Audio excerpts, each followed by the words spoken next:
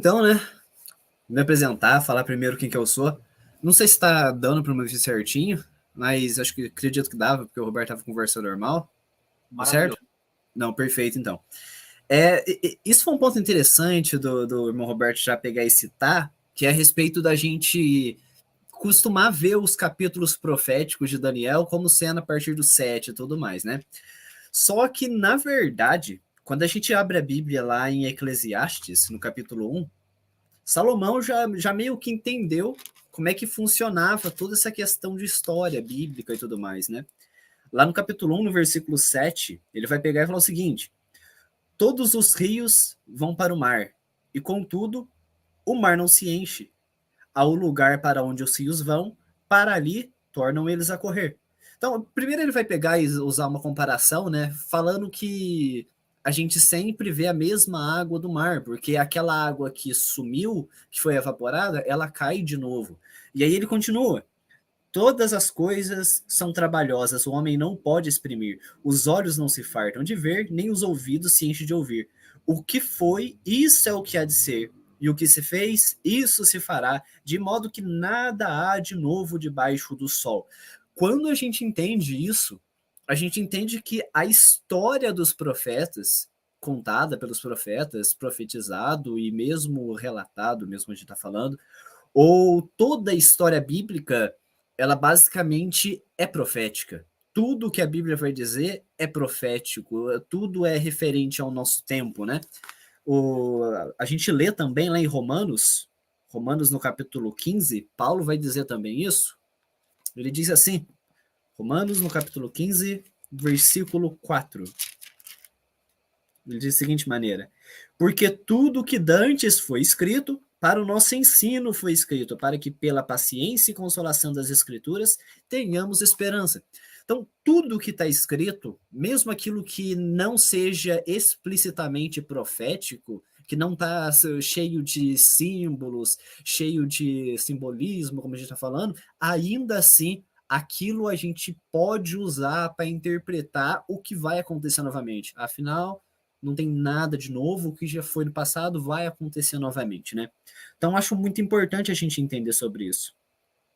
Uma coisa que a gente vê que repete, como repetiu lá atrás, repete hoje também, é algo que diz naquele hino do nosso cenário Saudade. Eu não sei se tem no novenário, mas no antigo tinha, acho que tem no novenário também. E ele pega e fala, né? Da pátria linda estou, muito longe, triste eu estou.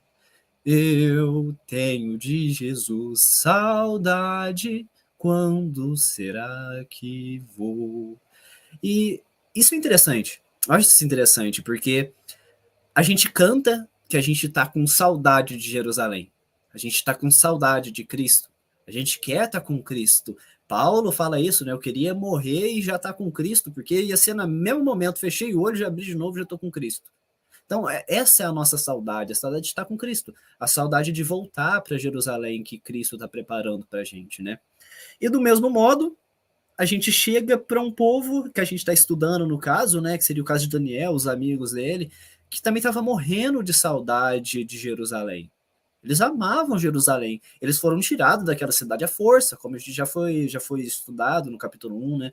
Eles não queriam estar lá. Eles queriam poder estar em Jerusalém servindo a Deus, mas eles tiveram que sair de lá porque o povo não foi fiel. Eles tiveram que sofrer as consequências do que o povo cometeu e tudo mais.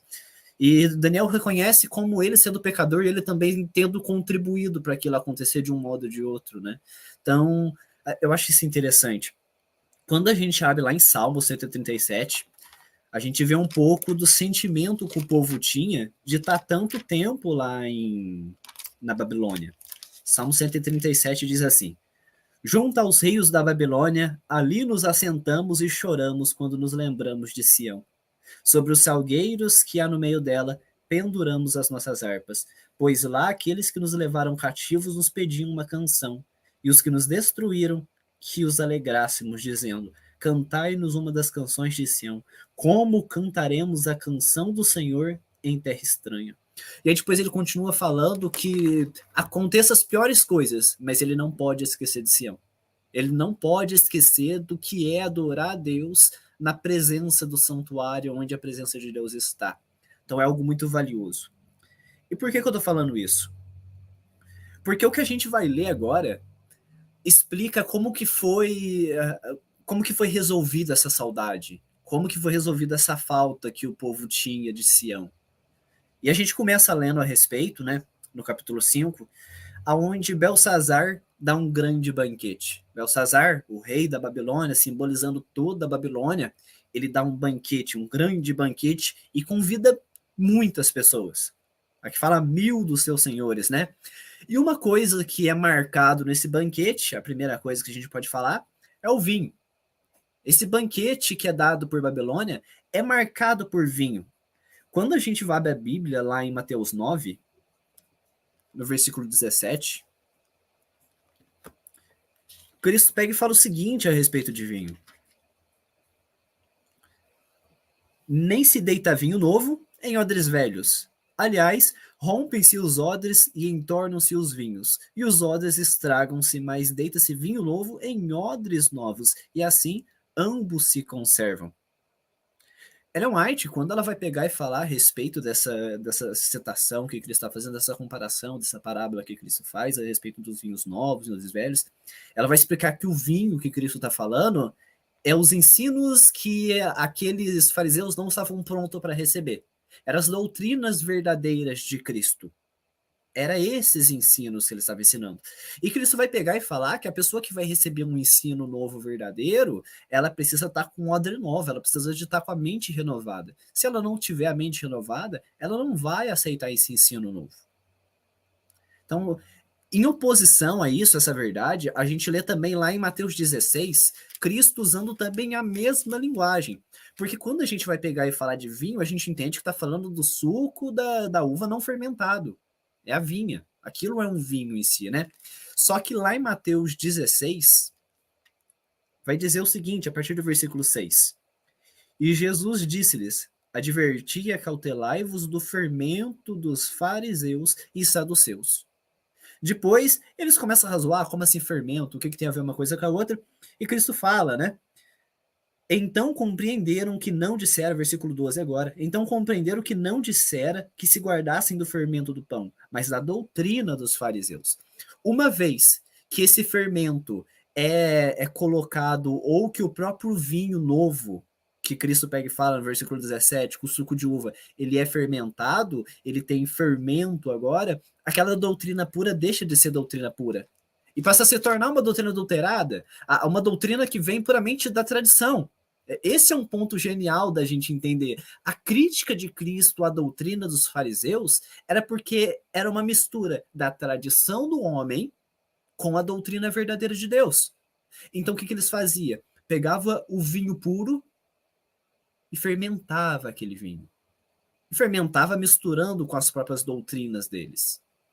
Então a Bíblia vai tratar o suco de vinho, o suco de uva, o vinho puro, o vinho novo, como sendo a doutrina verdadeira, e o vinho fermentado, aquilo que tira a nossa consciência, como sendo uma doutrina falsa, algo que é mistura de verdade com mentira. E nesse caso que a gente está lendo do capítulo 5, é justamente isso que o rei de Babilônia faz. Ele pega aquele vinho fermentado, porque a gente vê que eles ficam bêbados e bebem, fazem a festa e tudo mais, e distribui entre todos os reis, entre todos aqueles senhores. E Belsazar, havendo provado o vinho, como diz no versículo 2, havendo provado aquele erro, aquela doutrina errônea, ele faz uma coisa pior ainda. Ele manda trazer os vasos de ouro, ele manda trazer os vasos de prata, que Nabucodonosor, seu pai, tinha tirado do templo. Uma coisa interessante que eu estava vendo é que quando Nabucodonosor domina Jerusalém e traz aqueles escravos, traz aquelas pessoas, o que ele faz com aquelas coisas que eram sagradas, que pertenciam ao templo de Jerusalém? Ele guarda justamente junto com os tesouros no templo dos deuses dele, ou seja, o que é sagrado fica com coisas sagradas. Mesmo Nabucodonosor tinha noção disso. Você não devia misturar aquilo que era sagrado com aquilo que era profano. Porém, Belsazar ultrapassa qualquer limite possível. Belsazar estava tão enfeitiçado, estava tão alterado devido àquele vinho que deixou ele bêbado, ou se a gente quiser entender isso de maneira mais atual, Babilônia estava tão alterada devido às suas doutrinas erradas, devido aos seus erros doutrinários, que agora eles começam a misturar aquilo que era sagrado, que pertencia ao templo de Deus, com aquilo que era profano, aquilo que pertencia ao templo dos ídolos. E agora ele distribui aquela bebida entre todos eles. Lá em Isaías 28, vai dizer o seguinte: o profeta Isaías, no capítulo 28,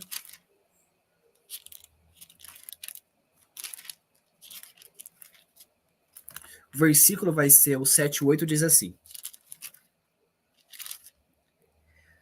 mas também estes erram por causa do vinho, e com a bebida forte se desencaminham. Até o sacerdote e o profeta erram por causa da bebida forte. São absorvidos pelo vinho. Desencaminham-se por causa da bebida forte, andam errados na visão e tropeçam no juízo, porque todas as suas mesas estão cheias de vômitos e imundícia e não há lugar limpo. Nesse momento, o que poderia haver de impuro, o que poderia haver de erro, estava sendo distribuído nesse jantar. O ápice da impureza estava nesse jantar. E Babilônia comete aquele erro que diz em Ezequiel 22. Ai daqueles que não sabem distinguir o que é santo e o que é profano. Tratam aquilo que é santo de maneira profana e aquilo que é profano transformam em santo. Ela comete esse erro. E não apenas ele, como diz o versículo 4, beberam o vinho e deram louvores aos deuses de ouro, de prata, de bronze, de ferro, de madeira e de pedra. Isso é uma linguagem muito interessante, porque muitas vezes a gente tem uma visão muito presa quando a gente vai ler a Bíblia. A gente não consegue ver a Bíblia como uma coisa só, uma coisa ampla, completa, que começa em Gênesis e continua em Apocalipse, e que tem uma ligação perfeita entre elas. Porque olha que interessante, Babilônia, nesse momento, que se embriaga com vinho, assim que ela termina de se embriagar com esse vinho, a primeira atitude que ela tem é começar a louvar os deuses de ouro, de prata, de bronze, de ferro, de madeira e de pedra. Ou seja, ela começa a adorar imagens. Ela agora, depois de beber esse vinho, ela começa uma adoração de imagens. E isso é uma linguagem que a gente tem justamente em Apocalipse, né? Apocalipse 13 vai pegar e falar a respeito disso. A gente pega e lê o seguinte, Apocalipse 13...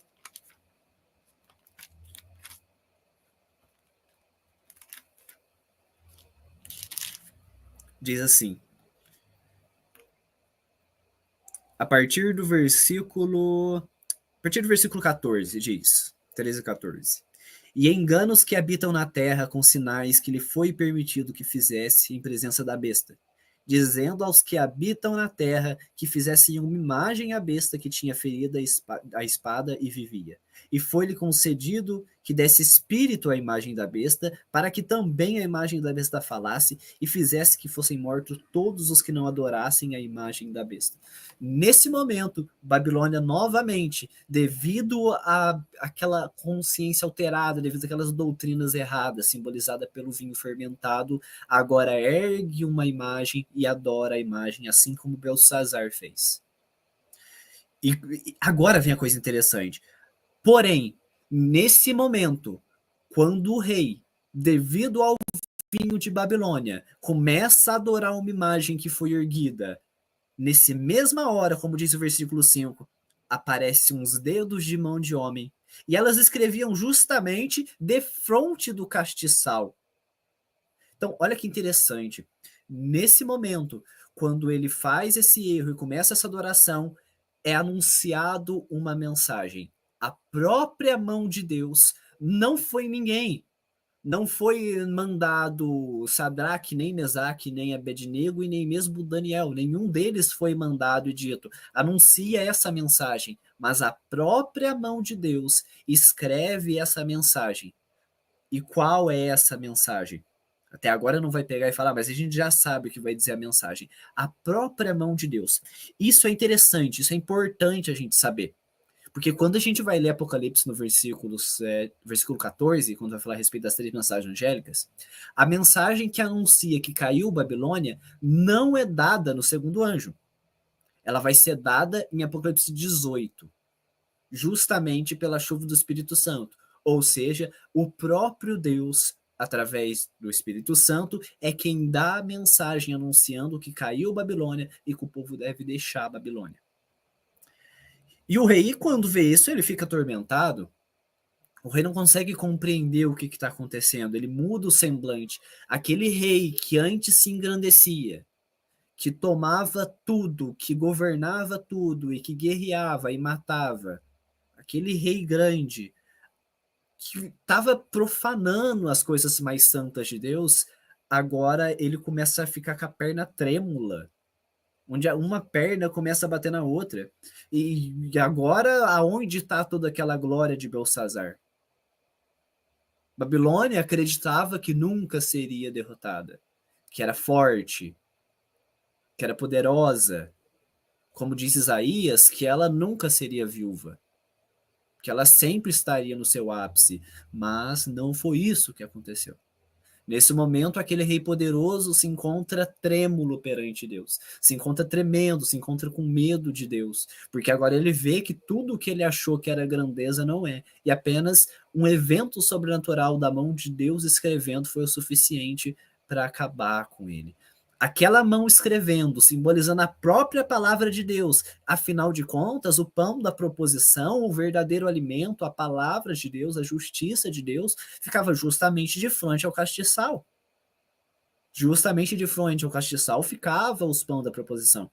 E agora, naquele lugar, aonde devia estar o pão da preposição, e não um monte de pessoa bebendo, um monte de pessoa esquecendo de Deus e tratando as coisas santas com profanidade, naquele momento, naquele lugar, é dito a palavra de Deus que a gente lê lá na frente. Então, ele resolve que alguém precisa tomar conta disso. Alguém precisa resolver esse problema. Afinal, o que está escrito naquilo que aquela mão escreveu? E ele não sabe quem chamar, então ele chama todo mundo. Só que esse é o ponto interessante. Belsazar conhecia a respeito de Daniel. Ele sabia da história de Daniel. Sabia que Daniel já tinha servido ao avô dele, sabia da importância de Daniel como um governador da Babilônia, afinal, Daniel foi um governador de Babilônia, sabia da importância dele, sabia das histórias a respeito de Daniel. E ainda assim, ele queria desafiar Deus. Se tem alguém que vai conseguir resolver esse problema, esse não vai ser o Deus de Daniel. Esse vai ser os meus deuses. Não vai ser o profeta do Altíssimo, vai ser o profeta dos meus deuses. E ele chama. Vem um, vem dois, vem vários. E ninguém consegue entender o que está acontecendo. Ninguém consegue entender o que está escrito. Até que então, vem uma daquelas que fazia parte daquele banquete e pega e fala, no versículo 11, né? Há no teu reino um homem, no qual há o Espírito dos deuses santos, e nos dias de teu pai se achou nele luz e inteligência e sabedoria, como a sabedoria dos deuses. E teu pai, o rei Nabucodonosor, sim, teu pai, ó rei, o constituiu mestre dos magos, dos astrólogos, dos caldeus e dos adivinhadores. Porquanto se achou neste Daniel um espírito excelente, e conhecimento, e entendimento, e interpretando sonhos e explicando enigmas, e resolvendo dúvidas, ao qual o rei pôs o nome de Beltesazar. Chama-se, pois, agora Daniel, e ele dará a interpretação. Era necessário que alguém de fora dissesse para Beltesazar o que ele já sabia. Porque Beltesazar estava tão cego na sua própria glória, ele estava tão cego em seu próprio reinado, que ainda assim ele achou que nunca caía. O pai, pai, no caso é avô, né? Mas o pai dele já tinha demonstrado incredulidade na palavra de Deus quando Deus falou que o reino de Babilônia não duraria para sempre. E agora, nesse momento, Belsazar, mesmo depois de perder uma batalha, que é o que acontece nesse momento, ele perde uma batalha, volta para o reino e tudo mais, ele continua acreditando que o reino dele não vai ter fim, que Babilônia nunca vai ter fim. E que Babilônia é o próprio Deus. Babilônia é quem governa o mundo, é quem manda, é quem desmanda, é quem diz o que deve ser feito e diz o que não deve ser feito. Essa era a visão de Beltesazar. Mas nesse momento, então, Daniel é introduzido na presença do rei e ele conversa junto com o rei, pega e fala que tudo que está acontecendo, né? Só que antes de contar o que de fato estava escrito, Daniel precisa fazer todo qual que é a palavra? Ele precisa retroceder na história de Babilônia para mostrar quantas chances Babilônia teve e negou. Babilônia teve várias chances, mas negou. Até que chegou um ponto de não tem o que ser feito. E diz, né? Falou o rei dizendo a Daniel, versículo 13: És tu aquele Daniel, um dos filhos do cativo de Judá, que o rei meu pai trouxe de Judá? Tenho ouvido dizer a teu respeito que o espírito dos deuses está em ti, e que em ti se acham a luz e o entendimento e excelente sabedoria. Agora mesmo foram introduzidos à minha presença os sábios e os astrólogos para lerem este escrito e me fazerem saber a sua interpretação, mas não puderam dar a interpretação dessas palavras. Agora, versículo 16: Se puderes ler este escrito e fazer-me saber a sua interpretação, será vestido de púrpura e terás cadeia de ouro aos pescoços, e no reino será o terceiro governante. É interessante porque o modo de Babilônia conseguir adeptos era simplesmente através da compra. Então eles ofereciam vestes púrpuras, que era um tecido caro, né? Afinal, pegar e colorir tecidos era algo muito complicado, era algo muito caro naquela época. Então eles ofereciam tecidos púrpuras, roxo, vermelho, essas cores mais fortes. Oferecia ouro, cadeia de ouro ao pescoço, e até mesmo posições no lugar, posições como governantes, imperadores, prefeitos, príncipes em geral. E a todo momento, Babilônia conseguia o que queria. Através de compra, através de comércio, ela conseguia o que queria. Porém, Daniel se recusou a aceitar aquelas honras de Babilônia. Daniel se recusou, ele não queria ser vestido de púrpura, ele não queria fazer comércio com Babilônia. Ele queria unicamente servir a Deus, esse era o objetivo dele. E aí no versículo 17 diz: Então respondeu Daniel e disse na presença do rei: As tuas dádivas fiquem contigo, e dá os teus prêmios a outros. Contudo, lerei ao rei o escrito, e far-lhe-ei saber a interpretação. E agora, a partir do versículo 18, ele começa a contar a história de Babilônia. E ele diz: Ó rei Deus, o Altíssimo, deu a Nabucodonosor teu pai o reino, a grandeza, a glória e a majestade. E por causa da grandeza que lhe deu, todos os povos, nações e línguas tremiam e temiam diante dele. A quem queria matava, e a quem queria conservava em vida. A quem queria engrandecia, e a quem queria abatia. Nesse primeiro ponto, Daniel vai pegar e trazer a memória do rei, aquele rei que agora se rebelava contra Deus. Ele vai trazer a memória dele, que há um tempo atrás, anos atrás, Deus resolveu que usaria de Nabucodonosor, usaria daquele reino da Babilônia para poder cumprir os seus desígnios. Iria ser usado para isso. O plano de Deus nunca foi que Babilônia matasse todo mundo e destruísse todo mundo, porém o coração mau do homem vai pegar e fazer isso. Vai querer destruir, vai querer matar e tudo mais. Porém, Deus usa de Babilônia, então, para poder destruir impérios que não deveriam existir devido à sua impiedade e também para mostrar ao povo o que o pecado, o que a desobediência, o que a rebelião causaria caso eles permanecessem em rebelião. A todo momento, Babilônia, no começo, estava sendo utilizada por Deus para dar uma mensagem ao mundo todo. Deus vai usar tudo, todos os impérios são colocados por Deus. E Deus, nesse momento, estava tentando usar de Babilônia. E é isso que o Daniel faz lembrar. Ó, quem deu o poder foi Deus. Quem fez vocês ser grande, vocês ser ricos, vocês ter tudo isso, é Deus. Contudo, entra o versículo 20, mas quando o seu coração se exaltou, O seu espírito se endureceu em soberba, foi derrubado do seu trono real e passou dele a sua glória. E foi tirado dentre os filhos dos homens, e o seu coração foi feito semelhante ao dos animais. E a sua morada foi com os jumentos, jumentos monteses.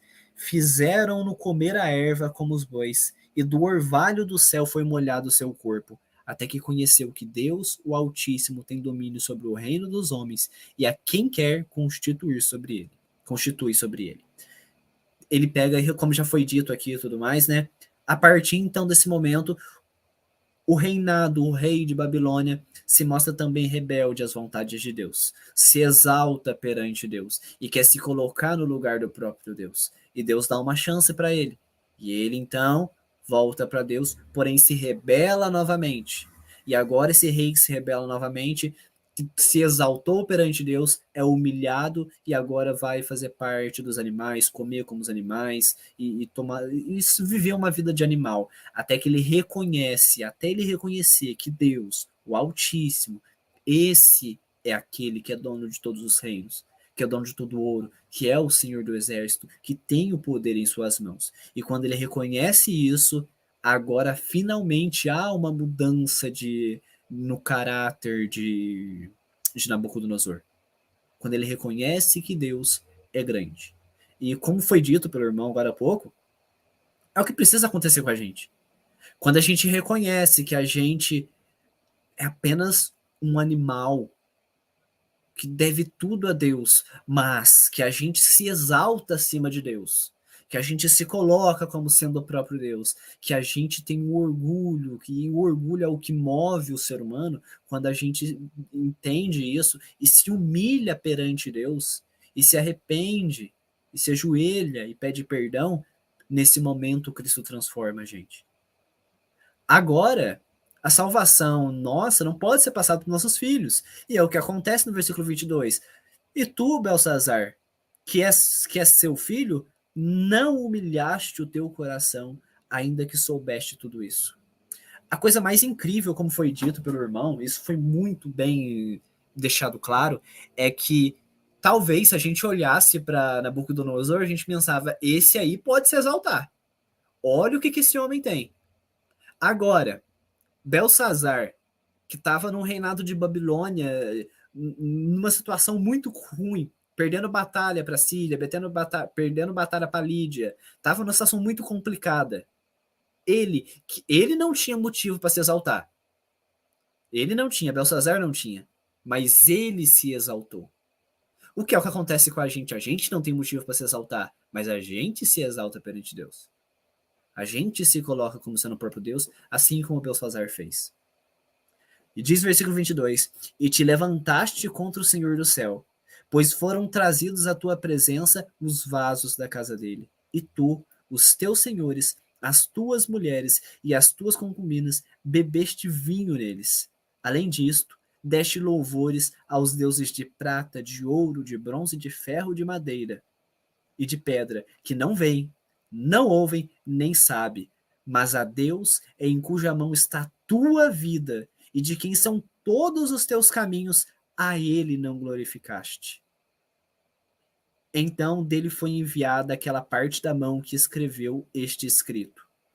Agora é o momento final. Depois de deixar claro como foi a história de Babilônia, como Babilônia se tornou o que tornou, agora ele diz a consequência final e o resultado de tudo que Babilônia fez.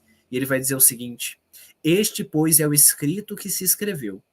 Mene, mene, tekel, orfarzim. Esta é a interpretação daquilo. Mene, contou Deus o teu reino e o acabou. Tekel, pesado foste na balança e foste achado em falta. Pérez, dividido foi o teu reino e dado aos medos e aos persas. Agora, esse é um ponto maravilhoso.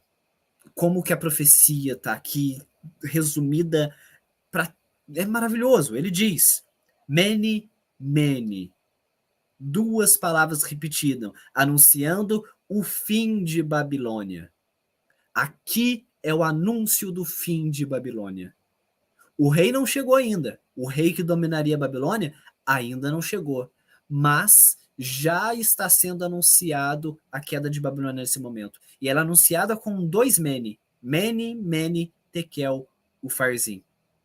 Quando a gente vai a Apocalipse 18, ou Apocalipse 14, Apocalipse 18 principalmente, 14 também diz, mas enfim, do versículo 1 até o 5, Apocalipse 18, do 1 ao 5, diz: E depois destas coisas, vi descer do céu outro anjo, que tinha grande poder, e a terra foi iluminada com a sua glória. E clamou fortemente com grande voz, dizendo: Caiu, caiu a grande Babilônia, e se tornou morada de demônios, e covil de todo espírito imundo, e esconderijo de toda ave imunda e odiável. Porque todas as nações beberam do vinho da ira da sua fornicação, e os reis da terra se fornicaram com ela. E os mercadores da terra se enriqueceram com a abundância das suas delícias. E ouvi outra voz do céu que dizia: Sai dela, povo meu, para que não sejas participante dos seus pecados, e para que não incorras nas suas pragas. Porque já os seus pecados se acumularam até o céu, e Deus se lembrou das iniquidades dela. Nesse momento, Deus anuncia que Babilônia, Mene, que Babilônia caiu, caiu. Por fim, após anunciar que caiu Babilônia, ele anuncia o motivo de Babilônia ter sido caído. E o motivo é: ela foi pesada e foi achado em falta. Afinal de contas, isso também é um aviso para a gente. Afinal, a gente lê que a primeira mensagem angélica é justamente: temam a Deus e dar-lhe glória, porque é chegado o dia do seu juízo. E nós também seremos pesados. E se formos achados em falta, a gente vai fazer parte de Babilônia. Não importa se a gente está na igreja adventista ou qualquer outra igreja. Se a gente for pesado e achado em falta, a gente vai ser parte de Babilônia. E aquele que for pesado e não for achado em falta, esse não será a Babilônia. Esse fará parte do povo de Deus. Porém, esse recado é para todos. Todos serão pesados. E se forem achados em falta, serão punidos da maneira que Deus avisa que vai ser. Finalmente, após anunciar que Babilônia foi pesada e achado em falta, ele agora dá o último recado. E esse recado é um recado horrível, é um recado terrível para a Babilônia, mas é um recado de muita esperança para o povo de Deus. E isso que é um maravilhoso. Dividido foi o teu reino e dado aos medos e aos persas. Deus, naquela escrita, direcionada àquele rei rebelde, ainda assim ele está pensando no povo de Deus e termina com uma mensagem para o povo de Deus. Porque a Babilônia foi achada em falta e ela será destruída, mas o reinado que pertencia à Babilônia será entregue aos medos e aos persas. Isso é uma esperança gigantesca para o povo de Deus. Como isso pode ser uma mensagem muito boa para o povo de Deus? A gente continua lendo. Então mandou Belsazar que vestisse a Daniel de púrpura, e que lhe pusessem uma cadeia de ouro ao pescoço, e proclamassem a respeito dele que havia de ser o terceiro no governo do seu reino. Naquela noite foi morto Belsazar, rei dos caldeus. E aqui termina Babilônia. Nessa mensagem anuncia-se o fim de Babilônia. Quando a gente volta para Apocalipse 18 e a gente começa a ler a partir do versículo 6, a gente lê mais a respeito do fim de Babilônia. Afinal, o que a gente está lendo em Daniel 5 é Apocalipse 18. A gente só não consegue enxergar isso muitas vezes. Mas, voltando para Apocalipse 18, a partir do versículo 6, a gente lê: Tornai-lhe a dar como ela vos tem dado, e retribuí-lhe em dobro conforme as suas obras, no cálice em que vos deu de beber, dai a ela em dobro. Quanto ela se glorificou, e em delícias esteve, dai-lhe outro tanto de tormento e pranto, porque diz em seu coração: estou assentada como rainha, e não sou viúva, e não verei o pranto. Olha que coisa incrível. Babilônia, nesse momento, Apocalipse 18, Cristo já anunciou o fim de Babilônia. A mensagem caiu, caiu Babilônia, se tornou morada de animais imundos, sai dela, povo meu, já foi dado, mas Babilônia continua afirmando: eu não sou viúva, eu não vou cair. Mesmo que o próprio Deus tenha dito que isso vai acontecer, eu não vou cair. Afinal, foi isso que Belsazar fez. Daniel já tinha anunciado: o teu reino acabou, caiu, Deus dividiu, Deus deu aos persas. Porém, Belsazar ainda assim pensou que ele poderia, de alguma maneira, ir contra o mandado de Deus. De que valia a honra de Belsazar para Daniel? Não valia de nada. E Belsazar poderia pensar: para que eu vou dar para Daniel o terceiro lugar, vou dar ouro, vou dar honra, sendo que eu já vou morrer? Sendo que o meu reino já vai acabar, sendo que o meu reino vai ser destruído. Então eu não tô nem aí com Daniel também. Mas não. Ele pegou e falou: não, tem um modo. Já que Belsazar é tão sábio, deixa eu comprar Belsazar, deixa eu dar capa, ouro, deixa eu dar governo para ele, e aí quem sabe ele faz alguma coisa com o Deus dele, ou ele me ensina alguma estratégia e eu continuo existindo eternamente. Porque ele não aceitou aquela mensagem que o próprio Deus escreveu com sua própria mão. Aquilo escrito na parede era a palavra de Deus. E a palavra de Deus, ela iria se cumprir. Belsazar aceitando ou não. E diz mais: quanto ela se glorificou, Apocalipse 18, a partir do versículo 7, quanto ela se glorificou e em delícias esteve, dai-lhe outro tanto de tormento e pranto. Porque diz em seu coração: estou assentada como rainha, e não sou viúva e não verei o pranto. Portanto, num dia virão as suas pragas, a morte, e o pranto e a fome, e será queimada no fogo, porque é forte o Senhor Deus que a julga. E os reis da terra, que fornicaram com ela e viveram em delícias, a chorarão, e sobre ela prantearão quando virem a fumaça do seu incêndio, estando de longe pelo temor do seu tormento, dizendo: ai, ai, daquela grande cidade Babilônia, aquela forte cidade, pois em uma hora veio o teu juízo. E sobre ela choram e lamentam os mercadores da terra, porque ninguém mais compra suas mercadorias. Mercadoria de ouro, de prata, de pedra preciosa, de pérola, de linho fino e de púrpura, e de seda e de escarlata, e toda a madeira odorífica. E vai falar todas as coisas. E o vaso de marfim, o vaso de madeira, ou de bronze, de ferro, de mármore, e tudo aquilo que era riqueza para Babilônia. E agora Babilônia já não mais existe. Agora, Babilônia não mais existindo, o reino de Babilônia finalmente tendo sido vencido, agora surge um novo rei. Agora um novo rei vai reinar. E diz no versículo 31. E Dario, o Medo, ocupou o reino, sendo da idade de 62 anos. Uma coisa interessante é que Dario, ele era um general de Ciro. Dario era um general do rei Ciro. Só que a coisa é que quando a gente vai ler lá em Isaías 45, no versículo 1, vai dizer o seguinte: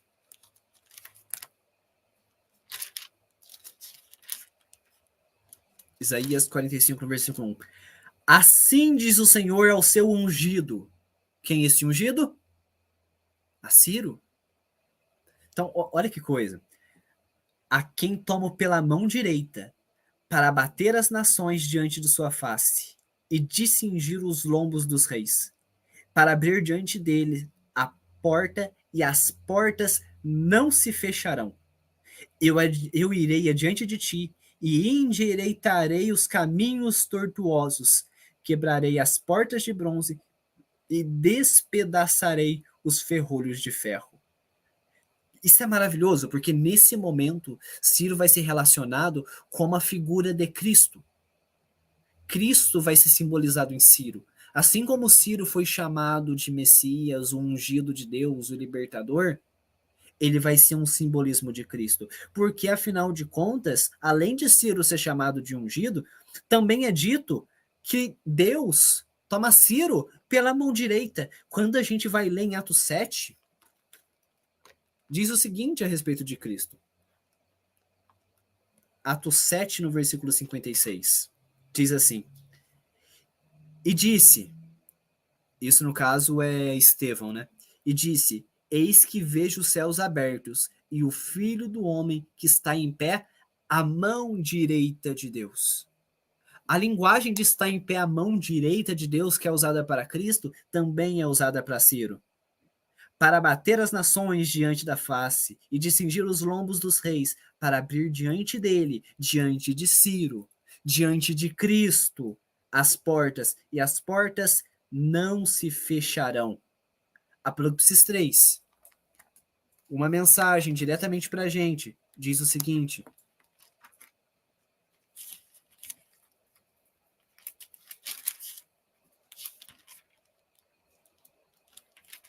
Apocalipse 3, versículo do 6 ao 7, deixa eu confirmar.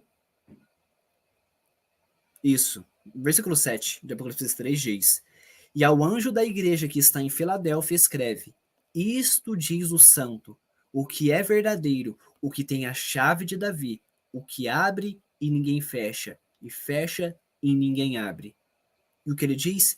Conheço as tuas obras, eis que diante de dias pus uma porta aberta, e ninguém a pode fechar. Porque tendo pouca força, guardaste a minha palavra, e não negaste o meu nome. Eis que eu farei os da sinagoga de Satanás, aos que se dizem judeus, e não são, mas mentem. Eis que eu farei que venham e adorem prostrado a teus pés, e saibam que eu te amo. Como guardaste a palavra da minha paciência, também eu te guardarei da hora da tentação que há de vir sobre todo o mundo para tentar os que habitam na terra. Eis que venho sem demora, guarda o que tem, para que ninguém tome a tua coroa. A quem vencer, eu farei coluna no templo do meu Deus, e dele nunca sairá.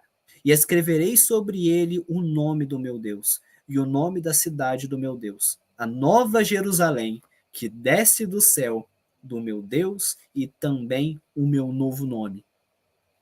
Essa mensagem é maravilhosa, porque do mesmo modo que a gente viu que o povo estava sofrendo, que o povo estava em desespero, afinal de contas, eles estavam escravos em Babilônia, eles foram tirados de Jerusalém. Agora, Deus derruba a Babilônia e o seu ungido, Ciro, Jesus Cristo, a simbologia de Jesus Cristo, agora vem, destrói Babilônia e agora toma de volta aquele povo que era o povo de Deus. E agora, esse Ciro, esse ungido, que a gente hoje chama de Cristo, Jesus Cristo, simbologia, que no caso era o antítipo do tipo que era Ciro, esse nosso Deus maravilhoso, nesse momento agora, ele liberta o povo da escravidão e do sofrimento que aquele povo tinha em Babilônia. E leva agora aquele povo de volta para Jerusalém. Agora aquele povo pode voltar para Jerusalém, assim como Cristo vai voltar. Cristo ungido, enviado por Deus. Agora ele volta, ele resgata a gente, leva a gente de volta para Nova Jerusalém, que foi a promessa que a gente leu em Apocalipse. E quando a gente vê como estava o sentimento das pessoas, do povo de Deus, lá em Salmo 126, a gente entende a conclusão de todo esse sofrimento, de todo esse tempo em Babilônia, de todo esse tempo sendo a todo momento ameaçado de ser jogado no fogo, a todo momento sendo ameaçado de jogar nas covas dos leões, a todo momento sendo obrigado o máximo possível a comer aquela comida que não era a vontade de Deus, a sendo coagido a todo momento a fazer o que não era a vontade de Deus. O povo sofrendo, agora é liberto. E agora o povo canta, né? Apocalipse, Salmo 126, e o povo canta: quando o Senhor trouxe do cativeiro os que voltaram a Sião, estávamos como os que sonham. Então a nossa boca se encheu de riso, e a nossa língua de cântico. Então se dizia entre os gentios: grande coisa fez o Senhor a este. Enquanto a gente leu lá no capítulo 137 que o povo não queria cantar, porque o povo estava triste, porque o povo estava em Babilônia, e como que eles iam cantar longe da casa deles? Agora o povo carrega riso na sua boca, e agora eles cantam: grandes coisas fez o Senhor a estes, grandes coisas fez o Senhor por nós, pelas quais estamos alegres. Traze-nos outra vez, ó Senhor, do cativeiro, como as correntes das águas no sul. Os que semeiam em lágrimas cegarão com alegria. Aquele que leva a preciosa semente, andando e chorando, voltará sem dúvida com alegria, trazendo consigo os seus molhos. E quem está falando aqui é justamente de novo de Cristo. Afinal de contas, é Cristo que vai trazer consigo para Nova Jerusalém no céu os seus molhos. Aqueles que, assim como Daniel, assim como Cedraque, Mesaque, Abednego, permaneceram fiéis a Deus. Assim como eles permaneceram fiéis, assim como suportaram a tentação do alimento, da impureza, que suportaram adorar a imagem de ouro, mesmo sendo ameaçado de ser jogado no fogo vivo, aqueles que suportaram as covas dos leões, aquelas pessoas que suportaram isso, agora elas cantam de alegria, porque aquele Deus poderoso que livrou eles de todas essas coisas, que estava com os 3 hebreus dentro da fornalha, que estava com Daniel dentro da cova dos leões, que nunca abandonou aqueles que eram fiéis, esse mesmo Deus agora leva consigo os seus molhos. E essa é a mensagem maravilhosa que a gente recebe de Deus. Que talvez seja muito sofrimento, talvez seja algo muito difícil para a gente aguentar tudo o que Babilônia coloca para a gente, tudo que Babilônia acaba forçando, colocando goela abaixo, como a gente pega e fala aqui, né? Colocando goela abaixo, muitas vezes é difícil da gente suportar, mas aquele que permanecer fiel, aquele que não desistir, aquele que, como diz Apocalipse 3, guardar sua coroa para que Babilônia não tome, aquele que permanece fiel a Deus, esse tem a esperança de ser levado novamente a Jerusalém. E uma Jerusalém celestial, o qual olho nenhum imagina o que vai ver, ouvido nenhum imagina o que pode ouvir, a gente não consegue imaginar o que é essa Babilônia celestial, mas ela está esperada para a gente. E assim como essa Deus anunciou através da sua palavra que Babilônia havia caído e nada pôde voltar atrás, através da sua palavra, Deus anuncia que para aqueles que morrerem também vai haver ressurreição. Então a gente não tem nada a temer, porque o mesmo Deus que fez tudo isso, o mesmo Deus que livrou todos aqueles hebreus de Babilônia, ele promete que vai livrar a gente também. A gente precisa apenas permanecer fiéis a Deus. Eu não sou muito bom para finalizar sermão e tudo mais, eu sempre fui muito ruim para finalizar, fazer o apelo e tudo mais, mas é basicamente isso que eu queria trazer hoje. Que a gente não pode perder a fé na palavra de Deus que prometeu essas coisas para a gente. Deus havia prometido que iria libertar o povo de Babilônia, e assim ele fez. Que a gente confie em Deus, que a gente entregue nossa vida a Deus, e assim ele possa tirar a gente e levar a gente novamente para um lugar aonde a gente vai estar junto com ele, aonde a gente vai estar junto do templo de Deus, que é a própria presença do Deus junto com a gente. Agora eu convido aqueles que puderem, que quiserem se ajoelhar, para a gente agradecer a Deus por isso.